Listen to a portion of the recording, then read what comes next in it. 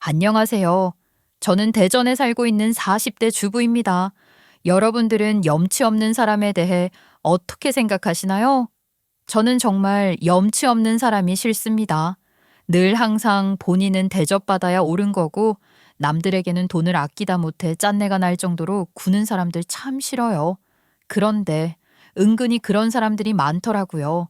제 주변에는 그런 사람이 없을 거라고 생각했는데 그게 제 착각이었던 것 있죠. 그저 노후 준비를 위해서 본인의 돈을 아껴 쓰는 거라고 생각했었던 것이 알고 보니 내 돈은 내 돈이고 내 돈도 내 돈이다 하는 마음이었던 것을 알고 얼마나 속이 상했었는지 몰라요. 그것도 남이 아니라 가깝다고 생각한 가족이 그런 짓을 했다는 게 참으로 비통합니다.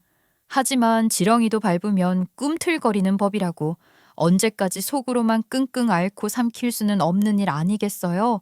저도 제 나름대로의 통쾌한 복수를 하게 된 이야기를 풀어보려고 합니다. 그럼 지금부터 저희 시어머니의 아주 자린고비 같은 일화를 풀어보도록 하겠습니다. 저는 부모님께서는 두 분 모두 공무원이셨어요.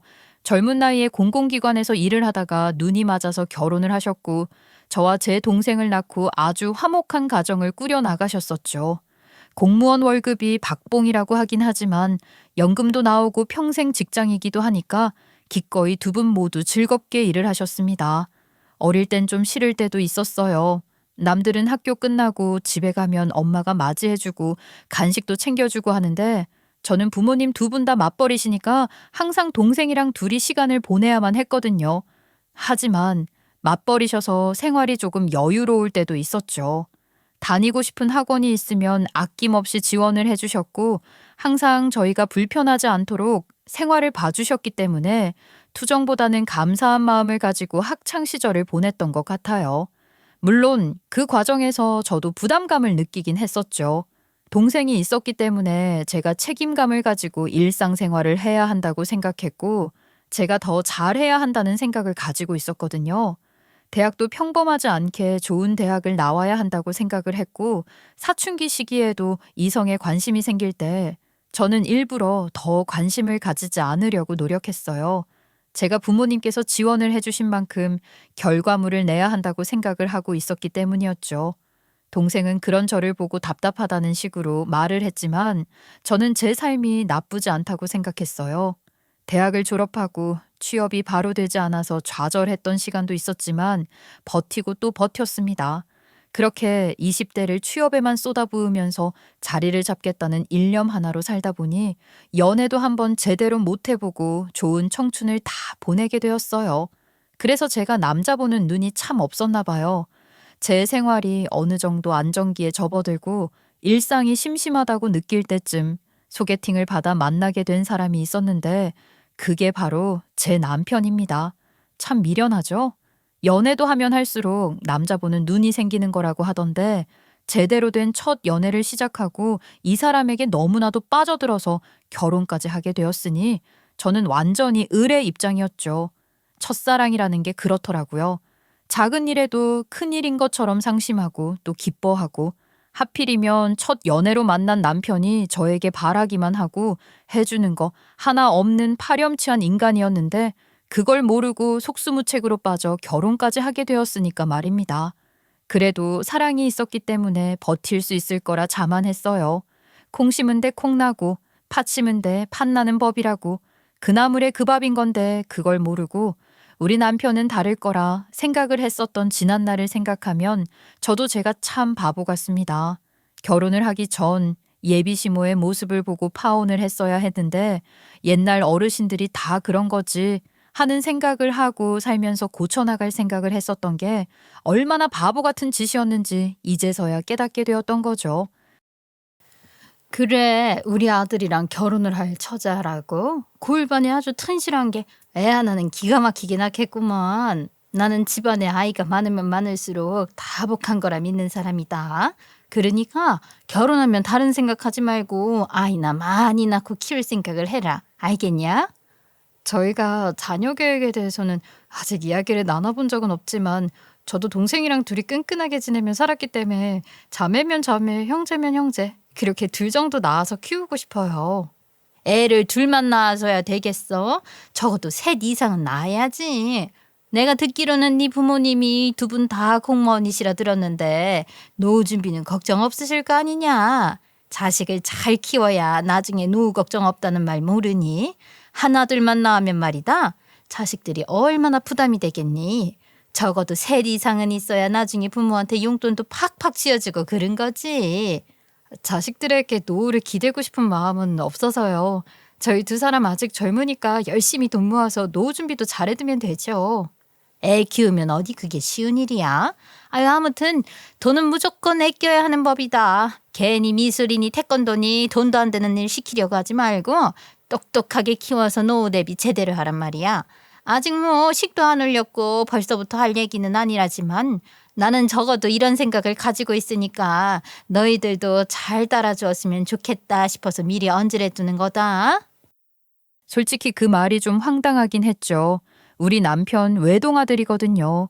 그렇게 자식 많이 낳는 게 다복하다고 생각하면 시모야말로 애셋 이상은 낳았어야 하는 거 아닌가 싶었는데 본인 생활은 척박하고 힘들어서 애를 많이 낳을 수 없었다고 그 꿈을 저에게 펼쳐달라는 말을 하지 않으시겠어요?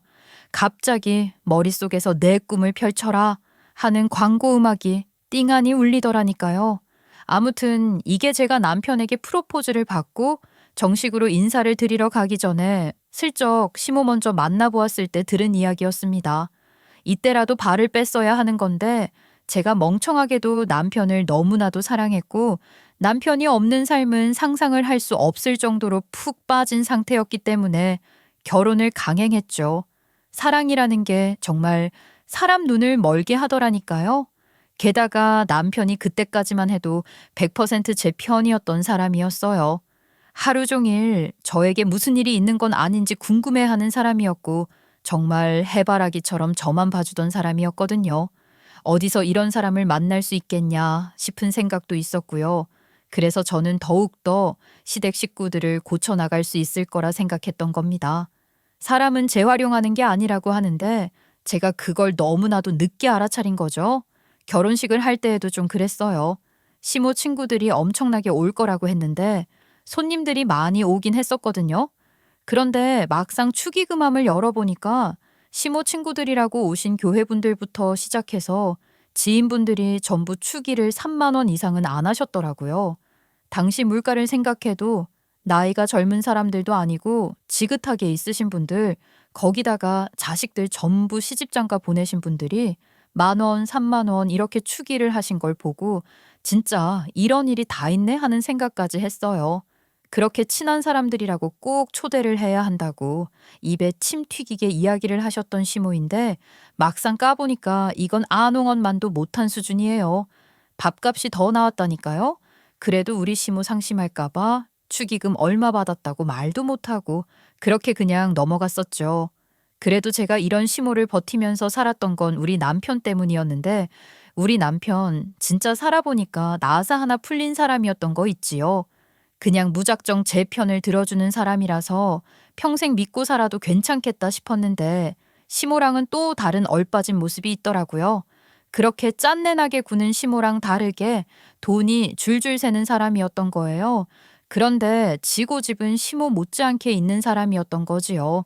이래서 콩 심은데 콩나고 팥 심은데 팥 난다고 하는 건가 봐요. 제가 아주 기함할 만한 사건이 있었다니까요. 아니, 당신 무슨 카드값이 이렇게나 많이 나왔어? 이번에 친구들이랑 다 같이 만났는데 나 결혼했다고 한턱 쏘라고 말을 하잖아. 그래서 술도 좀 마셨겠다. 기분 좋아서 한턱 쐈어. 그래도 그렇지. 우리 신혼살림 시작하면서 나가는 돈이 얼마나 많은데 당신 마음대로 돈을 이렇게 써. 당신까지 이럴 거야? 평생을 엄마한테 돈 아껴야 한다고 잔소리 들으면서 살았는데 내가 결혼해서까지 이렇게 잔소리를 들으면서 살아야 해? 남편은 입이 대빨 나와서는 자기 돈 자기가 쓰겠다는데 왜 자꾸 딴지를 거냐고 뭐라 했고 저는 아무리 그래도 부부가 큰 돈을 쓸 땐 서로 상의를 해야 한다고 주장을 했어요. 그랬더니 이 인간 속 좁게도 벼르고 있었나 봐요. 어떻게든 생활비 문제를 가지고 저에게 딴지를 걸고 싶어서 안달이 난 상태였던 거죠. 저는 그것도 모르고 있었고요. 하루는 저희 친정엄마가 무릎이 아파서 수술을 하게 되었다고 말씀을 하시더라고요. 제가 결혼하기 전에도 무릎이 시원치 않으셨었는데 제가 결혼을 한 이후에 더 심각해지신 거죠. 그래도 무릎 수술은 대대적인 수술이 아니라 비교적 간단하게 할 수 있는 수술이라고 하셔서 며칠간 저희 집에서 지내면서 관리를 하기로 했어요. 저희 친정집보다 저희 신혼집이 병원이랑 훨씬 가까웠거든요. 거기다가 무릎 수술 하시고 나면 한동안 걷는 것도 힘들고 집안일도 힘드실 텐데 제가 옆에서 간호를 하면 더 좋지 않겠어요? 그래서 저희 신혼집으로 오라고 했죠. 물론 남편에게도 동의를 구했고요. 남편 놈 당연히 장모님 오셔야지 하면서 단박에 오케이를 했는데 그때가 한 여름이었거든요. 수술 후에 덧나면 안 되니까 에어컨도 틀어놓고 시원하게 화채 같은 것도 만들어 먹으면서 친정엄마가 최대한 편하게 계실 수 있게 노력을 했는데 그 꼴이 남편 눈에도 시모 눈에도 볼썽사나웠나 봐요. 안 그래도 가끔 불시에 집에 찾아오셔서 잔소리를 늘어놓던 시모였는데 친정엄마가 와 계신다고 하니까 불쑥 또 나타나신 겁니다. 근데 집에 들어오자마자부터 잔소리를 있는 대로 퍼부으시더라고요. 아, 이거 집안이 냉골이네, 냉골이야. 물잔을 놔두면 얼겠다. 무슨 에어컨을 이렇게 빵빵하게 틀고 있어. 어머님 오셨어요? 저희 친정엄마께서 무릎 수술을 하셨잖아요. 혹시라도 너무 더우면 덧날까봐 좀 시원하게 있었어요. 거기다가 무릎 수술하는 것 때문에 지금 샤워도 잘 못하시는데 땀이라도 흘리면 찝찝하잖아요. 에어컨 적정 온도는 지켜야지. 여기서는 추워가지고 아주 그냥 긴팔 입고 있어야겠다. 사돈도 그러시죠? 전기세가 얼마인데 하루 종일 이렇게 에어컨을 틀고 있답니까? 아, 그러지 마시고 잠시 꺼두시죠. 어머님, 에어컨 껐다 켰다 하는 전기세가 더 든대요. 그러지 말고 며칠만 지내시는 거니까 그동안만 에어컨 빵빵하게 틀고 있을게요. 그러다가 우리 아들 감기라도 걸리면 어떡해? 그냥 에어컨 끄라면 끌 것이지 뭐 이렇게 토를 달고 그러냐? 나는 말이다. 전기세 무서워서 선풍기도 못 튼다. 사돈, 여기 앉아서 땀 좀 식히시지요. 사돈 땀 식으면 그때 에어컨 끄겠습니다. 이미 냉골이라 가만히 있어도 춥습니다. 에어컨 리모컨 어딨냐? 우리 아들이 고생고생해서 벌어온 돈 전기세로 전부 나가겠네. 어머님, 정말 왜 그러세요? 그러다가 저희 친정엄마 무릎 수술한 거 덧나면 어떻게 하시려고요? 이런 걸로 덧나면 이상한 거지. 나는 말이야. 우리 아들 출산하고 찜통 같은 데서 땀 뻘뻘 흘렸는데도 상처에 덧 한 번 안 났다. 그렇게 고집을 부리시는데 제가 남편 옆구리 콕콕 찔렀죠. 우리 남편은 그래도 제 편을 들어주는 사람이니까 시모의 그런 말도 안 되는 말을 듣고 말려줄 거라 생각을 했거든요. 근데 이 인간이 저한테 돈 때문에 잔소리 그거 좀 들었다고 입이 대빨 나와 있었다고 했잖아요. 제 편을 들어주기는커녕 시어머니 편을 들고 있는 겁니다. 우리 엄마 말 틀린 거 하나 없지 뭐. 나도 추워서 콧물 나올 것 같아. 장모님, 솔직히 에어컨 바람 많이 쐬는 거 좋은 거 아니잖아요. 좀 끌게요. 그리고 당신도 그렇다. 내가 친구들 만나서 술값 한 번 결제했다고 나한테 돈 아껴 쓰라고 그렇게 잔소리를 하더니 에어컨 트는 전기세는 돈 아니야? 진짜 그렇게 말을 하면서 콧방귀 한번 흥 하고 끼는데 한 대 쥐어박았으면 소원이 없겠다 싶더라고요. 결국 에어컨 껐죠. 근데 한 2시간 지나니까 목 뒤로 땀이 흐르더라고요. 너무 더워서 안 되겠다고 에어컨 좀 다시 켜겠다고 하니까 시모가 저한테서 리모컨 확 빼앗아 가더니만 선풍기 틀어도 충분하다 하는 거예요. 그러면서 괜히 다리 불편해서 가만히 소파에 눕듯이 앉아있는 우리 엄마한테도 가만히 있으니까 안 덥죠 하시는데 저희 엄마 더위 정말 많이 타시거든요. 괜히 간호해드리겠다고 불러서 고생만 시키는 것 같아 마음이 불편했습니다. 다른 것도 아니고 수술한 환자가 있는데 꼭 이렇게까지 해야 했을까요? 돈 아껴야 된다고 말하는 거 저도 10분 이해하지만 상황이라는 게 있는 것이잖아요. 여기서 우리 시모의 만행이 끝이 나느냐? 그럼 제가 애초에 사연을 왜 올렸겠습니까? 그 이후로도 아주 줄줄이 쏟아졌죠. 첫 애를 낳고 둘째를 가졌을 때 말이에요. 둘째를 위해 또 들어가는 돈이 필요할 거 아니겠어요? 출산 비용도 그렇고 조리원 비용도 그렇고요. 첫애 때는 그래도 우리 친정에서 많이 도와주셨는데 둘째까지 도움받기는 좀 그래서 슬쩍 시댁에 말을 했거든요. 첫째 때 친정에서 이만큼 도와주었으니 둘째 때는 시댁에서 도와줬으면 좋겠다 했더니만 시모가 기겁을 하는 거예요. 엄마야, 아니 조리원 비용이 왜 이렇게 비싸? 옛날에는 시어머니가 몸조리 다 해줬다. 그게 뭐가 어려운 거라고 몇백만 원이나 들여가면서 조리원을 간다고 그러니? 그거 다 허세야, 허세. 조리원 갈 생각하지 말고 내가 해줄 테니까 잔말 말고 출산하면 나 찾아와라. 그게 말이나 되는 소립니까?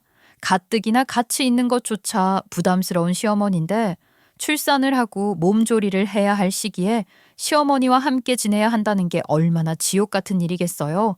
막말로 시어머니를 제가 부려먹을 수나 있겠어요. 물론 부려먹는다는 말이 좀 어감이 이상하긴 하지만 몸이 힘들고 아이도 갓난아기라 수유텀도 짧고 그런데 제가 마음 편안하게 쉴 수 있겠냐고요. 시어머니한테 밥 해달라, 빨래 해달라. 그 말을 어찌하겠어요. 당연히 남편한테 시어머니 좀 말려달라고 이건 아닌 것 같다고 난리법석을 떨었죠. 내가 어떻게 어머님 불편해서 출산하고 편안하게 쉴 수 있겠어. 어머님께 이거저거 부탁을 어떻게 하냐고. 그냥 장모님이다 생각하고 편안하게 하면 되지. 언제는 딸 같은 며느리 하고 싶다며. 그리고 괜히 뻗대고 싶어서 우리 엄마 부려먹으려고 하지 말고 엄마가 몸조리 도와주러 직접 오겠다는데 기분 좋게 받아들이면 안 돼? 돈 주고 부려먹는 사람이면 내가 필요한 거 부탁이라도 편안하게 하지. 어머님이 와 계시면 내가 필요한 부탁을 할 수 있겠어? 그럼 내가 애 낳고 거둥하기도 힘들어 죽겠는데 빨래부터 시작해서 밥 챙겨 먹는 것까지 내가 해? 그게 무슨 몸조리야? 우리 엄마 그렇게 막대 먹은 사람 아니거든. 당연히 며느리 생각해서 그 정도는 나서서 해 주시겠지. 당신도 마음 좀 열고 우리 엄마랑 친해지려고 노력을 해봐. 어머님이 지금도 집에 와서 잔소리만 하고 손 하나 까딱 안 하시는데 내가 어머님한테 어떻게 밥 좀 차려주세요 하고 말을 하겠어. 당신도 어머님 잔소리 듣기 싫다고 해놓고 나한테는 왜 다 참으래? 당신 포경수술할 때 우리 아빠가 병간호 해주겠다 하면 편안하게 쉴 수 있겠어? 에이, 그거랑은 또 다르지 않나? 아이, 그럼 엄마 왔을 때 엄마한테 애 봐달라고 하고 당신이 집안일 하면 되는 거잖아. 꼭 당신이 애를 끼고 있어야 해? 이게 진짜 출산도 안 해봤으면서 말은 참 쉽게 한다. 출산하고 나서 거동이 불편한데 내가 집안일을 어떻게 해? 앉았다가 일어나는 것도 힘들어 죽겠는데. 아이 참, 그럼 우리 엄마가 눈치껏 해주겠지. 솔직히 말해서 조리원 비용이 2주일 동안 300만 원이나 든다고 하는데 그 돈이 아깝긴 하잖아. 그리고 당신이 조리원에 들어가 있으면 우리 첫째 애는 누가 봐? 아직 쟤도 애긴데. 누가 보긴 당신이 봐야지. 아니 당신은 애 아빠 아니야? 왜 당연히 애는 엄마가 보는 거야? 엄마가 보는 거랑 아빠가 보는 거랑은 다른 거잖아. 애도 엄마만 찾는데 어떻게 해 그럼? 그게 뭐가 자랑이라고 당당하게 말을 하는 건지 어이가 없었죠. 제가 이 악물고 몸조리 제대로 받아야겠다 생각했습니다. 둘째 낳고 집에 돌아와서 시모 불렀는데 아니나 다를까 제 예상대로 똑같이 굴더라고요. 아이고 무릎 아파서 못 일어나겠다. 애 우니까 네가 가서 좀 달래줘라. 아 맞다. 오늘 저녁에 시원한 콩국수나 먹자. 네가 솜씨발이 좀 해봐라. 어머님, 저 몸조리 도와주시겠다고 오신 거 아니었어요? 화장실에 쓰레기통 먼저 좀 비워주시고요. 저도 콩국수 땡기네요. 콩 사다가 불려서 직접 갈아주세요. 저는 그렇게 해 먹어야 맛있더라고요. 솜씨는 어머님 솜씨가 훨씬 좋겠죠. 일부러 저도 당해봐라 하는 심산으로 손 하나 까닥 안 하고 있었어요. 제가 둘째 수유하는 동안 첫째가 칭얼거리면 어머님 하고 불러서 첫째 데려가라고 그랬고요. 첫째 아이가 아직 기저귀를 못 댔는데 매번 뒤처리도 부탁드렸죠. 아무튼 저도 이를 갈고 할 만큼 부려먹었더니만 시모 3일 만에 두 손 두 발 다 드시더라고요. 내가 네 수발 들다가 모험이 쑤셔서 안 되겠다. 이러다가 내가 병나겠어 내가. 집에 가야겠다.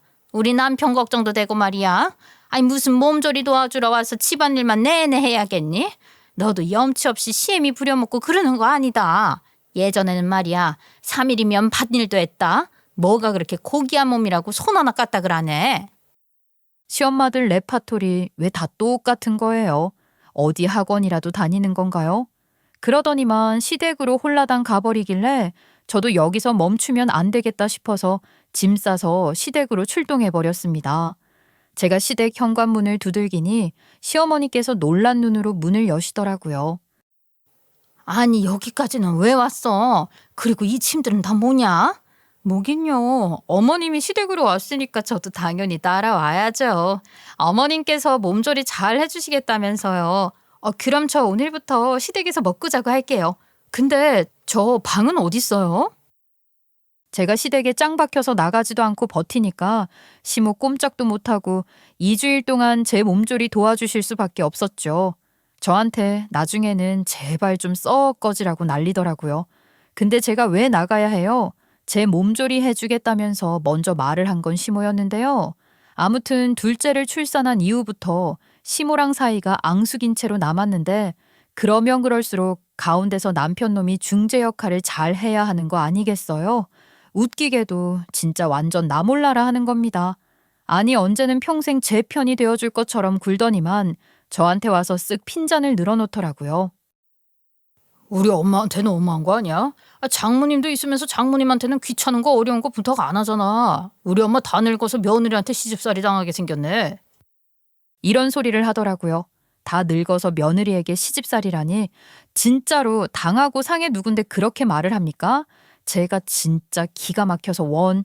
그래도 더 난리를 치지 못했던 것은 저한테만 그러는 게 아니라 또 시모한테 가서는 며느리한테 왜 그래 하면서 한마디 툭툭 던지길래 참고 살아 주었죠. 그마저도 안 했으면 당장 갈라서 했을 텐데 차마 그 말은 못 하겠더라고요. 왜냐고요? 저랑 남편의 문제가 아니라 저랑 시어머니의 문제였잖아요. 이런 식으로 자꾸 수틀리면 그냥 안 보고 살면 그만 아닌가 하는 생각을 하기도 했고요. 게다가 이미 애도 둘이나 있는데 어쩌겠어 하면서 포기한 거지요. 그렇게 시간이 흘러서 첫째 아이가 초등학교에 입학을 할 때가 되었는데 우리 부모님께서 우리 첫째가 초등학교 입학을 한다고 비싼 책가방도 사주시고 입학식 날 좋은 옷 입고 가라면서 사옷도 사주셨단 말이에요.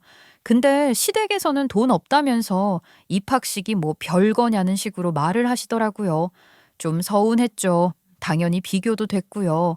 그러더니 남편 놈이 한숨 푹푹 쉬니까 눈치가 좀 보이셨던 건지 뭔지 입학식 날 밥은 사주겠다고 하대요. 우리 부모님께서 입학식 보러 오시겠다고 소고기 사준다고 했는데 시모가 밥 사준다고 하니까 제가 미리 우리 부모님한테 밥이라도 쏘겠다는 소리 절대 하지 말라고 신신당부를 했습니다. 첫째 입학할 때 아무것도 안 해준 시댁에 밥이라도 제대로 얻어먹어야겠다는 생각을 했거든요. 그런데 입학식 끝나고 우리 부모님, 시부모님, 남편, 우리 애들 이렇게 식당을 갔는데 짜장면을 먹자는 거예요. 요즘 말로 짜장면이 입학식 국룰이지 뭐야. 우리 때는 입학식, 졸업식 날에는 무조건 짜장면 먹었어. 그래야 학교 입학하고 졸업한 맛이 딱 났다니까. 아유, 어머님, 요즘 사람들 누가 짜장면을 먹어요? 소고기 먹으러 가는 줄 알고 애들 다 좋아했는데. 소고기는 무슨 소고기야, 대낮부터. 아무튼 이 집이 엄청난 맛집이라고 하니까 다들 짜장면 맛있게 드십시다. 주문은 어떻게 할래? 일단 나랑 우리 바깥 양반은 하나 시켜서 나눠 먹을 거다. 짜장면 한 그릇이면 충분하지 뭐. 예? 아유, 한 그릇을 나눠 드시겠다고요? 혹시 어디 속이라도 불편하세요? 아니요, 저 소화 엄청 잘 되는데요. 그러면 각자 한 그릇씩은 드셔야죠. 짜장면이 양이 많은 것도 아니고.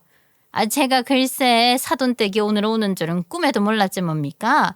그래서 돈을 얼마 안 들고 왔어요. 사돈댁 입에 한 그릇씩은 들어가야 하니까 저희는 하나 시켜서 나눠 먹고 나중에 뭐 공깃밥 하나 시켜서 비벼 먹으면 됩니다. 얘 며느라가야, 애들도 한 그릇 시켜서 나눠 먹이면 충분하지? 아직 어린애들이라 배꼬리가 작아서 많이 못 먹잖니. 네? 저희 애들 많이 먹어요. 짜장면 곱빼기도 한 그릇씩 하는 애들인데. 어머님, 정말 너무하시는 거 아니에요? 어머님 신용카드도 있으시잖아요. 현금 없어도 계산되는데. 내 카드 한도가 적어서 그래. 아무튼 다들 맛있게 드세요. 저희 부모님이 얼마나 가시방석이셨겠어요. 본인 신용카드 한도가 적다고 둘러대는데 짜장면 값 해봐야 얼마나 나온다고 한도 타령을 하고 있는 건지 어이가 없더라고요. 무슨 카드 한도가 10만 원이랍니까? 게다가 제가 분명히 얼마 전에 시댁에 있는 낡은 냉장고, 요즘 유행한다는 최신식 냉장고로 바꾸는 것까지 봤는데 그런 말도 안 되는 뻥을 치고 있는 게 웃기잖아요. 열이 받아서 혼자 씩씩거리고 있는데 보다 못한 우리 부모님께서 결국엔 말씀을 하셨죠. 아무리 그래도 이건 좀 아니다 싶네요. 오늘은 첫째 손주가 입학을 한 날이고 기분도 좋으니 저희가 내겠습니다. 한 그릇씩 드시죠. 어머, 아이고, 우리가 내려고 했는데 또 그러면 그렇게 지인이 사주시겠다고 하시니 제가 그럼 잘 얻어먹겠습니다. 우리 사돈이 쏘시는 거니까 탕수육도 하나 시킬까요? 오죽하면 남편이 쪽팔렸는지 귀까지 빨개졌더라고요. 그렇게 우리 엄마 하던 남편 놈이 그런 반응을 보이니까 솔직히 좀 고소하긴 했어요. 우리 부모님이 산다고 하니까 물 만난 물고기처럼 고추 잡채, 탕수육에 짜장면도 곱빼기로 시켜 먹는 거 있죠. 도대체 그런 거지근성은 어디서부터 시작되는 건지 모르겠다니까요. 진짜 시댁이랑은 거리를 둬야겠구나 싶었는데 때마침 남편 놈이 헛짓거리를 한 거예요. 남들 다 하는 주식 본인도 해보겠다고 했다가 투자 사기를 맞은 거지요. 무슨 문자 메시지 같은 걸로 주식 정보 주겠다고 톡방에 들어오라고 홍보하는 주식 사기 같은 거 있잖아요. 주변에서 다들 주식으로 돈 벌었다고 하니까 남편 놈도 한번 해보겠다고 냅다 돈을 넣은 거예요. 근데 이게 혼자서만 그런 게 아니라 시모한테도 좋은 정보가 있다면서 같이 하자고 한 거지요. 결과는 당연히 꽝이었죠. 완전히 돈만 물리고 사기를 제대로 맞은 거예요. 그랬더니만 시모가 득달같이 우리 집에 와서 돈 내놓으라고 하대요. 아니, 저는 주식한 것도 몰랐다고 하니까 마누라가 되어서 그런 것도 모르냐고 네가 미리미리 단속을 했어야지 하는데 머리끝까지 열이 받는 거죠. 제가 제대로 지랄했습니다. 아니, 어머님도 일확천금 노리고 돈 부은 거면서 왜 저한테 손해먹은 거 보상하라고 난리를 치세요? 난리 칠 거면 사기꾼한테 난리를 쳐야지. 그리고 어머님 보고 주식하자고 꼬신 건 어머님 아들인데 왜 애먼 남의 집 딸을 잡아요? 어머님도 상식이 있고 생각 있으면 저한테 이러시면 안 되죠? 그랬더니만 아무 말도 못하대요. 그러더니만 피해자들이랑 경찰서 가서 신고한다고 아주 그냥 한동안 집안이 들썩들썩 거렸어요. 근데 웃긴 게 우리 시모가 경찰서에 가서 피해 사실 진술을 하고 그랬을 거 아니겠어요. 근데 경찰관이 좀 늦장 대응을 했나 봐요. 워낙 피해자가 많긴 하지만 이런 애들은 대포통장 쓰고 전부 명의들 가짜로 하는 거라 시간 오래 걸린다고 잡을 수 있을지 없을지도 모른다고 그랬더라고요. 틀린 말은 아니었죠. 그러니까 우리 시모 그 경찰서 한복판에서 내가 누군지 알아? 우리 사돈이 공무원인데 지금 공무원 집안 무시하는 거야. 이러면서 우리 부모님을 들먹거리고 난리를 쳤다고 하더라고요. 저는 당연히 어이가 없었지요. 거기서 우리 부모님 이야기는 도대체 왜 하는 거냐고요. 정말 쪽팔리게 남편 놈도 그 뒤로는 쥐 죽은 듯이 제 눈치 보면서 지냈습니다. 속을 게 없어서 그런 사기를 맞을 수가 있나요? 제가 한 번만 더 이런 짓거리 하면 그땐 정말 이혼이라고 난리를 치니 손이 발이 되게 빌면서 앞으로는 절대 안 속을 거라고 한 번만 용서해달라고 빌더라고요. 그래서 넘어가 줬어요. 정말 마지막 기회라고 생각하면서요. 그렇게 시간이 더 지나고 제가 40대가 되었을 때 우리 부모님께서 두 분 다 정년퇴직을 하게 되셨어요. 부모님께서는 한동안 퇴직금 받은 거랑 연금 받는 걸로 다가 여유 있는 생활을 해보시겠다고 하시더니만 1년살이 하신다고 제주도로 떠나셨습니다. 그래서 우리 가족 간간히 제주도 가서 부모님 집에서 시간 보내고 오고 그랬는데 시모가 또 심통이 난 거예요. 제주도 여행 또 갔냐? 나는 뭐 제주도에 가본 적도 없는데. 에휴, 누구는 참 팔자도 좋다. 1년살이를 가기도 하고 말이야. 아니, 근데 니들은 해도 너무한 거 아니냐? 어쩜 그렇게 같이 가자는 소리 한 번을 없이 지들끼리만 쌩하고 재밌는 거 하고 놀고 앉았어? 내 생각은 안 나디? 입비중 나와서 궁시렁. 아니, 다른 사람도 아니고 살갑지도 않은 사돈 집에 시모 모시고 갈 일이 있겠어요? 그냥 무시하는 게 상책이다 싶어서 싸그리 무시를 했더니만 남편 놈이 슬쩍 제 옆구리를 찔러대더라고요. 엄마 말 들어보니까 또 좀 그러네. 우리 엄마도 제주도 여행 한번 보내드려 볼까? 좋아하실 것 같긴 한데. 얼씨구, 아주 속 편한 소리하고 앉아있다. 당신이 말이야, 우리 노후자금 날려먹어서 적금 통장 새로 파서 돈 모은답시고 허리띠 졸라매고 등골 휘어가며 생활하고 있는데 지금 누가 누구 여행을 보내드리겠다고 말을 하는 거야? 아니 그냥 말이나 한번 꺼내본 거지. 우리 엄마가 자꾸 제주도 타령하니까 내가 뭐 보내드리자고 통보하는 것도 아니고. 그러면서 제 눈치를 쓱 보더라고요. 그 이후에도 시모가 계속 제주도 가고 싶다고 타령을 하니까 남편도 듣기 지겨웠던 건지 시모한테 말을 한 거죠. 돈 다 날려먹어서 제주도 못 보내드린다고요. 그 말을 들은 시모 또 저한테 전화를 해서는 따지기 시작한 거죠. 사기 맞은 게 언제적 일인데 우리 아들 눈치 주냐고요. 시간이 지나면 사기 맞은 게 사라지나요? 어이가 없어서. 그렇게 1년살이 하시고 부모님께서 다시 대전으로 오셨는데 가만히 집에만 있으시려니까 좀이 쓰셨나 봐요. 갑자기 뭐든 해봐야 할 것 같다면서 고깃집을 차리겠다고 하시는 겁니다. 제가 그냥 제주도에 계시지 왜 고깃집을 하신다고 하시냐? 그거 만만치 않은 일이다 했더니만 그래도 집에서 놀면 뭐 하냐고 퇴직금 받은 거 남아있으니까 그걸로 일이라도 하면서 살고 싶다고 고깃집을 차리시겠다고 하시네요. 저희 부모님이야 태생이 부지런한 분들이시니까 그럴 수 있겠다 싶어서 응원을 해드렸죠. 근데 말이죠. 우리 시모가 친정 부모님이 고깃집을 차린다는 이야기 듣더니만 슬쩍 이야기를 꺼내시는 겁니다.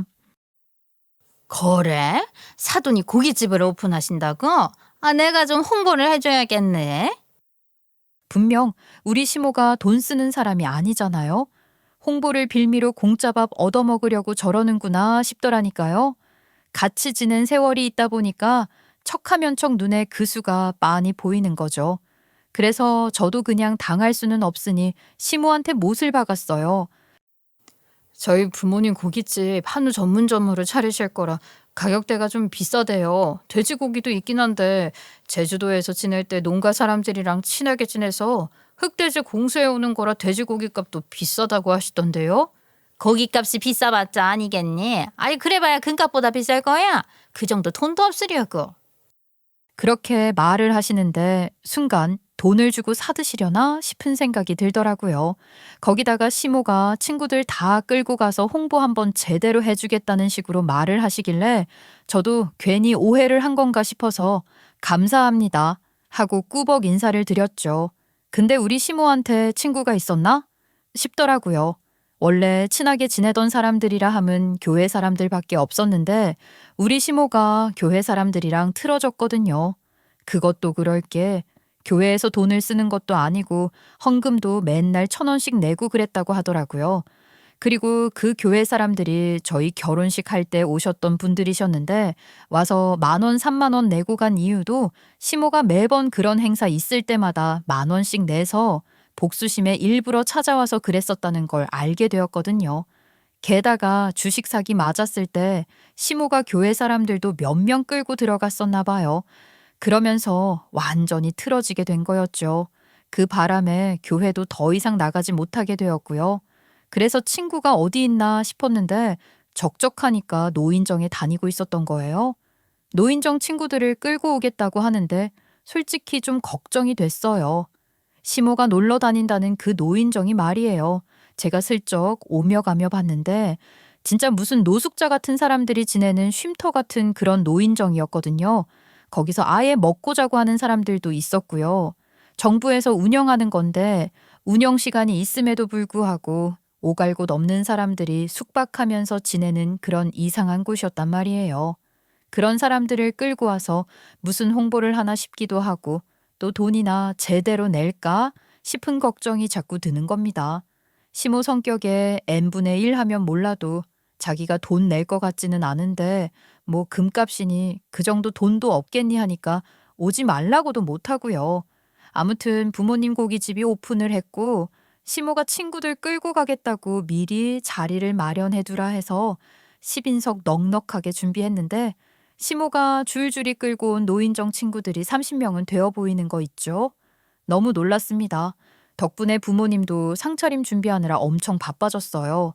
10명 정도 오는 줄 알았는데 3배나 더 많은 인원이 왔으니 당연히 분주해질 수밖에 없지 않겠어요? 근데 들어오면서 우리 시모가 얘가 내 며느리야? 하면서 저를 인사시키는데 사람들 표정이 심상치 않은 거예요. 뭔가 그 할머니들, 할아버지들 시선이 한 번에 저한테 쏠리는데 이게 그 유명한 며느리야? 하는 표정이더라고요. 그동안 시모가 노인정에서 저를 얼마나 씹어댔으면 처음 보는 사람들 표정이 저럴까 싶었습니다. 기분 나빴지만 나쁜 티는 안 냈어요. 거기서 제가 왜 그렇게 쳐다보세요? 하는 것도 웃기잖아요. 기분 좋은 시선은 아니었지만 그래도 우리 부모님 고깃집에 음식 팔아주러 온 사람들인데 친절하게 대하자 싶었습니다. 다들 자리 잡고 앉아서 고기 주문하면서 음식 나오길 기다리는데 수근거리는 소리가 들리더라고요. 아유, 확실히 듣던 대로 두세 개 생기긴 했네. 고생 많았겠어, 이 여사. 그 말이 딱 생각나더라니까. 노인 공경이 아니라 노인 공격을 하게 생겼다는 소리 말이야. 제가 휙 쳐다보면 하나같이 시선을 돌리는데 대놓고 제 욕을 하는구나 싶어서 이를 갈았지만 그래도 우리 부모님 고깃집에 고기 팔아주러 온 거니까 참자 했습니다. 게다가 부모님도 계신데 제가 버릇없이 거기서 따지고 들면 좀 그렇잖아요. 드디어 고기가 다 나오고 불판까지 다 들어왔는데 다들 가만히 있는 게 아니겠어요? 그러더니 시모가 우리 부모님한테 그러는 거예요. 사돈, 요즘 고깃집은 다 구워서 대령해준다고 하는데 이거 우리가 구워 먹어요? 고기는 남이 구워줘야 맛있는데. 근데 사돈, 이거 한우 맞아요? 마블링이 영 외국소 같은데 우리가 속아서 비싼 돈 내고 외국소 먹는 건 아니죠? 아유, 그럼요. 한우 맞죠. 저희 외국소 안 써요. 한우만 써요. 믿고 드셔도 됩니다. 아마 한 입 딱 드시면 최고급 한우구나 하실 거예요. 오케이. 우리 인원 많으니까 넉넉하게 고기 준비되어 있는 거 맞죠? 내 친구들이니까 반찬들 서비스도 팍팍 주고 말이에요. 여기서 맛있는 반찬 있으면 부담 없이 말해. 내가 우리 사돈 가게인데 반찬 공짜로 얻어다 줄 테니까. 이게 바로 가족의 정이라는 거 아니겠어? 어머님, 저희 반찬 같은 거 포장 안 되는 거 아시잖아요. 아니, 어느 고깃집에서 반찬을 포장해줘요. 얘는 사돈지간인데 그 정도도 못 얻어먹니? 며느리가 뭐 이리 야박하게 굴어. 아무튼 우리 고기 모자랄 것 같으니까 미리미리 좀 썰어놔요. 오늘 우리 바깥 사돈이 썰 거니까 한우 아주 배 터지게 먹어. 전부 다 한우로 반줘요. 이럴 때 아니면 우리가 언제 목구멍에 기름칠을 하겠어. 네? 바깥 사돈이 쏜다니요. 설마 지금 공짜로 드시겠다는 소리를 하시는 거예요? 얘는 그럼 당연하지. 내가 홍보 제대로 해주겠다고 했잖아. 그럼 공짜로 먹어야지. 돈 내고 먹으면서 무슨 홍보를 해. 광고 비용이라는 거 몰라? 어머님, 무슨 소리를 하시는 거예요? 이게 다 몇 인분인데 이걸 공짜로 드려요. 당연히 돈 주고 사드셔야죠. 뭐야? 진짜로 돈 받으려고 했니? 사돈끼리? 아니 가족인데 이런 건 당연히 서비스 차원에서 말하지 않아도 공짜로 주는 거지. 그쵸 사돈? 어머님 혼자도 아니고 30명을 끌고 왔으면서 이걸 어떻게 그냥 드려요? 저희는 땅 파서 장사해요. 돈 내고 가셔야 해요. 아셨죠? 공무원이 박봉이라더니 퇴직금도 박봉인 거야? 이렇게 공짜로 내 친구들한테 대접해주면 내 친구들이 자식들에게 이야기하고 다 홍보 아니야 홍보. 돈 주고도 못하는 홍보를 해주겠다는데 음식값은 당연히 받을 생각 하지를 말아야지. 어머님 친구들에게 공짜로 줘서 홍보하는 것보다 파워블로거 몇 명 초대하는 게 훨씬 이득이죠. 저희는 그렇게 홍보할 생각도 없고요.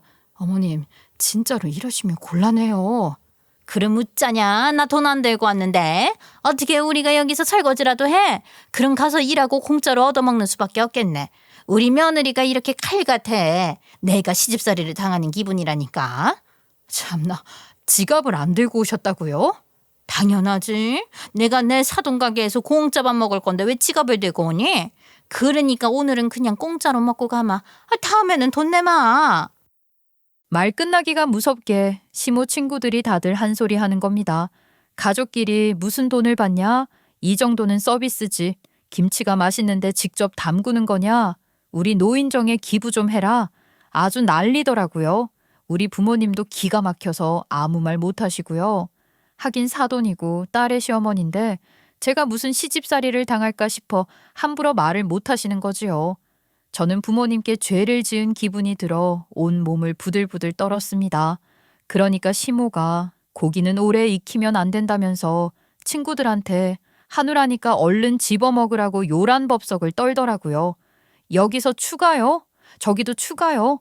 마치 며칠은 굶은 사람들처럼 고기를 더 달라고 난린데 우리 부모님 일단은 주문이 들어오니 바쁘게 서빙하시는데 저는 아주 그냥 화가 머리끝까지 났습니다. 한참 뒤에 배 터지게 고기를 먹은 건지 시모가 퉁퉁 배를 두들기더라고요. 아유, 사돈 덕에 잘 먹었어요. 고기가 좋긴 좋은가 봐. 끝도 없이 들어가네. 너무 맛있다. 장사도 번창하셔. 내 친구들도 어디 가서 이 집 맛집이라고 소문내줄 거야. 뿌득 소리가 나게 이를 간 제가 이렇게 당하면 호구지 않겠습니까? 다른 사람도 아니고 우리 부모님이 엮인 일인데 그냥 넘어가면 안 될 일이잖아요. 제가 주머니에서 지갑 딱 꺼내니까 시모가 저를 슬쩍 보더니만 웃더라고요. 아이고, 또 지 부모라고 손에는 끼칠 수 없다 이거냐? 네가 내려고? 그거 우리 아들 돈 아니냐? 아니, 사돈이 가게 오픈해서 기분 좋게 얻어먹었더니만 지금 우리 아들 카드로 뭐 시위라도 하겠다는 거야? 어머님, 그 인간이 돈이 어딨어요? 어머님도 아시잖아요. 그 인간 지금 카드고 뭐고 아무것도 없는 거. 이거 어머님 카드인데요? 어머님도 그이한테 들어서 알고 있지 않으세요? 제가 어머님 카드 들고 있는 거예요. 제 말을 들은 시모 얼굴이 갑자기 망치 한 대 얻어 맞은 것처럼 멍해지더라고요.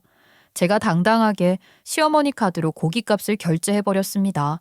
바로 띠링 하면서 시모 휴대폰에 결제 완료 메시지가 날아왔더라고요. 어머님, 정말 감사합니다. 결제 금액 680만 원 일시불로 긁었어요. 미친 거 아니야? 아니, 내 카드라니. 내 카드로 680만 원을 결제하면 어떡해? 그러면 정말로 무전취식하려고 하셨어요? 어머님, 경찰서 가는 것보다 카드로 계산하는 게 낫지 않을까요? 아니, 내가 왜 사돈 가게에서 밥을 먹고 돈을 내냐? 내가 이 큰 금액을 왜 다 결제해야 한다는 거야? 드셨으니까 값을 지불하는 게 당연한 거죠. 게다가 어머님이 친구들 끌고 와서 홍보해 주신다고 하길래 어머님 카드로 결제했죠. 친구분 카드로 결제하나요? 이게 어떻게 된 일이냐고요? 제 지갑 속에 어떻게 시어머니의 카드가 들어있었는지 궁금하시죠? 저에게 진짜 기가 막힌 일이 있었습니다. 이 이야기를 하려면 2달 전으로 돌아가야 해요. 제가 우리 부모님 가게 오픈 준비로 엄청나게 바빠서 정신 놓고 있을 때 말이죠. 우리 남편이 사고를 또 칭합니다. 무슨 사고냐고요? 이번에는 보이스 피싱을 당한 거예요. 근데 이게 멍청하게 직접 당하긴 했는데 보이스 피싱 조직의 중간 연결 계좌가 우리 남편으로 지목이 되면서 계좌가 동결이 되어버린 거죠.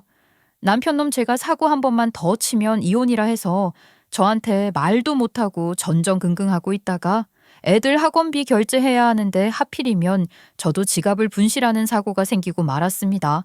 그래서 남편 보고 카드 좀 내놔봐 했더니만 이 인간이 보이스피싱 당한 걸 저한테 숨기고 시모카드로 생활하고 있었던 거죠. 결국 시모카드를 저에게 주면서 보이스피싱 당한 걸 이실 찍고 했고 자기가 중간 연결 계좌책으로 지목을 당해서 수사받는 중이다. 계좌 동결 빠지는데 3개월 걸린다더라. 이제 막 2달 됐다 해서 부부싸움 오지게 했습니다. 일단 시모카드를 제가 들고 애들 학원비 결제했고 남편은 다시 한번 저에게 죄인이 되었는데 제가 부모님 가게 오픈 준비로 너무 바쁘다 보니까 시모한테 이 이야기를 할 틈이 없었어요. 그러다가 저도 그냥 묻어두게 됐고요.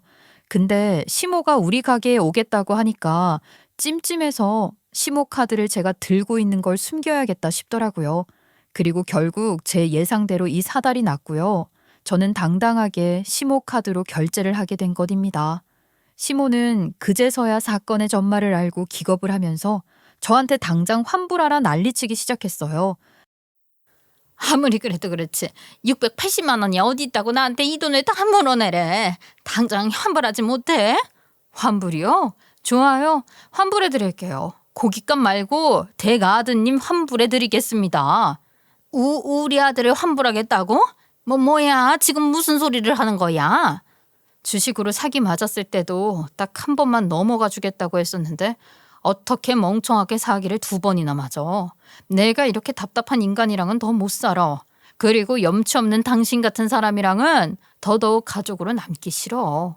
그러니까 댁 아드님 환불하겠다고요. 너 지금 나한테 뭐랬어? 염치? 아니 며느리 주제에 무슨 말을 그따구로 해? 네가 이러고도 내 얼굴 똑바로 보면서 앞으로 살아갈 수 있을 것 같냐? 내가 댁 얼굴을 왜 똑바로 뜨고 봐? 며느리 안 한다니까? 이혼한다고 이혼. 아이고 너 이혼이 그리 쉽니? 이혼을 하려면 얼마나 절차가 복잡한데 그렇게 쉽게 뱉을 말이야? 쉽게 뱉은 거 아니거든요. 고민을 얼마나 오래 했는데 그 답답한 인간, 당신 같은 염치 없는 인간 가족으로 두니 혼자 살지. 이혼이 뭐가 어렵다고? 그러면서 침 튀기며 싸우고 있는데 노인정 친구들 눈치 살살 보더니만 잘 먹었어 하면서 쏙 내빼더라고요. 시모가 그 와중에도 니들이 먹은 음식값은 내야지 하는데 네가 공짜로 먹을 수 있다며 하면서 하나같이 나몰라라 하고 줄행랑 치는 게 아니겠어요? 직궤에 지가 빠진 거지 안 그래요? 공짜 밥 먹으려다가 680만 원 나가게 생겼으니 우리 부모님 붙잡고 환불해달라고 난리. 사돈끼리 이러는 법이 어디 있습니까? 좋아요. 680만 원까지는 제가 못 드려도 오픈하셨으니까 30만 원은 결제할게요. 내가 먹은 건 그 정도도 안 된다니까. 총 비용을 전부 결제해 주셔야죠. 아니면 저 사람들 죄에다 끌고 와서 먹은 만큼 계산하라 하시던가요. 무전 취식으로 신고당하고 싶으신 건 아니죠? 사돈, 우리가 얼마나 나눈 정이 많은데 이런 일로 신고까지 하고 그럽니까? 내가 잘못했슈. 욕심 부려서 이렇게 된 건데 680만 원어치 홍보할게요 내가. 그러니까 딱 한 번만 봐주셔. 사돈 좋다는 게 뭐예요? 고기는 진짜 맛있던데 내가 홍보 잘해줄게. 우리 딸이 이혼하겠다는데 사돈은 무슨 사돈입니까? 우리라고 땅 파서 장사하는 것도 아니고 인정을 왜 베풀어요? 남인데. 아니 정말 이혼을 시키시겠다고요?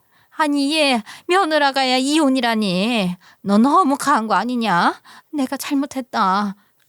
그럼 저기 할부로라도 해주쇼. 내가 24개월 할부해주면 천천히 갚을게요. 내가 도대체 무슨 돈이 있어서 이 큰 금액을 일시불로 결제해. 아직 냉장고 산 것도 할부 나가고 있는데 노인네 딱 한 번만 봐주라. 앞으로 이런 짓 절대로 안 할게. 됐고요. 댁 아드님, 그 인간이 보이스피싱범 잡으면 사기 맞은 돈 돌려받는다니까 그 돈으로 해결하세요. 탁이겠네. 아이고 보이스피싱범을 어떻게 잡아. 주식 사기친 인간들도 몇 년째 못 잡고 있는데. 그러지 말고 내가 잘못했다니까. 자꾸 가게에서 이렇게 소란스럽게 구실 거예요? 영업방해로 확 신고해버려요? 아니다. 나중에 화가 좀 가라앉으면 우리 다시 얘기하자. 알았지? 다시 이야기하긴 개뿔이죠. 그날 저녁 이야기를 전해 들은 건지 눈치 보면서 집으로 들어온 남편에게 이혼하자고 하니 깜짝 놀라더라고요. 애들도 있는데 이혼은 무슨 이혼이야. 그러지 마 자기야. 680만 원 내가 어떻게든 갚아볼게. 장인 장모께 꼭 돌려드릴게. 그러니까 한 번만 용서해주면 안 될까? 싫어. 이제는 죽어도 싫어. 너 같은 인간이랑 이 세월을 같이 산 내가 용하지. 그동안 너한테 있는 정 없는 정 다 털렸으니까 반반 딱 갈라서 이혼하자. 그게 깔끔한 거야. 딱 잘라서 강하게 말을 했더니 찌질하게 엉엉 울더라고요. 너 없이 어떻게 사냐 하길래 없이도 잘 살 수 있을 거야 했더니 질린다는 표정하더라고요. 저는 한번 마음 먹으면 제대로 끝장 보는 사람이라 정말 이혼 소송 걸었고 그동안 제가 과한 시집살이를 당한 건 아니었지만 남편 놈이 사기 2번 맞은 게 큰 역할을 해준 덕분에 재산 반반 딱 나누고 이혼도 할 수 있었습니다. 양육권 당연히 제 손안에 들어왔지요. 남편 놈이 법원 나와서도 잘못했다고 비는데 자존심만 남은 시모가 남편 놈 등짝 갈기면서 네가 뭐가 부족해서 하면서 질질 끌고 가대요. 남편 놈 그 와중에 울부짖으며 자기가 부족하지 그럼 누가 더 잘났냐고 둘이 거기서 말도 안 되게 싸우는데 더 볼 것도 없다 싶어서 자리를 떴습니다. 전 남편 놈 아직도 애핑계 대면서 연락 오고 우리 부모님 고깃집 찾아와서 주말 알바라도 시켜주면 안 되냐고 징징거리는데 우리 부모님 매번 경찰 불러 쫓아내는 중이에요. 나중에는 시모가 이 모질한 놈아, 너 버린 년 뭐가 좋다고 하면서 남편 귀때기 붙잡고 질질 끌고 가는 꼴까지 구경할 수 있었죠. 짠순이와 나사 빠진 놈까지 알턴 이빠에서 속 시원합니다. 지금이라도 알고 그 집구석에서 탈출하게 되어 다행이죠. 앞으로는 부모님 고깃집 열심히 도와드리면서 저희 아이들 잘 키우면서 살아보겠습니다. 감사합니다.